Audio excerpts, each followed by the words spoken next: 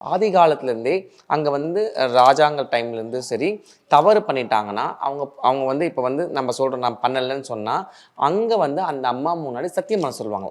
So பொய் சாட்சி சொல்கிறவங்க, பொய் பேசுகிறவங்க, திருடுறவங்க, அநியாயம் பண்ணுறவங்க, அக்கிரமம் பண்ணுறவங்க, இந்த மாதிரி கேப் மாதிரி மொல்ல மாதிரி இப்போ எவ்வளோ இருக்குல்ல அத்தனை பேருமே அந்த அம்பிகை முன்னாடி சத்தியம் பண்ண சொல்லுவாங்களாம். அப்படி சத்தியம் பண்ணிட்டு பொய் சத்தியம் பண்ணிட்டு அவங்க அந்த எல்லையிலேருந்து வெளியே போகிறதுக்குள்ள மரணம் சம்பவிச்சிருமா.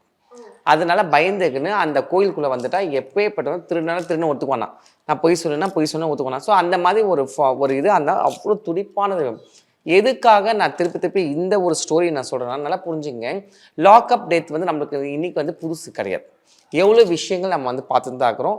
ஆனால் அதெல்லாம் ஒரு நியூஸாக நம்ம வந்து நகர்ந்து போயிட்டு இருக்கோம். பட் ஆனால் எந்த இடத்துல நடந்திருக்கு, யாரோடைய எல்லையில் நடந்திருக்கு, யார் அதுக்கு சாட்சியாக வந்து நின்று இருக்கா. இன்னைக்கு மகாகாளியோட எல்லையில் பத்ரகாளி கிட்ட வேலை செய்கிறவன், அதாவது அந்த அம்மா கிட்ட வேலை செய்கிறவங்க, அது யாராக இருந்தாலும் ஜாதி மதம் எப்பேற்பட்டவங்களோ அவருக்கு அவங்க குழந்தைங்க தான். SA College of Arts and Science நல்லொழுக்கம் நிறைந்த நவீன கல்வி. More details sacas.ac.in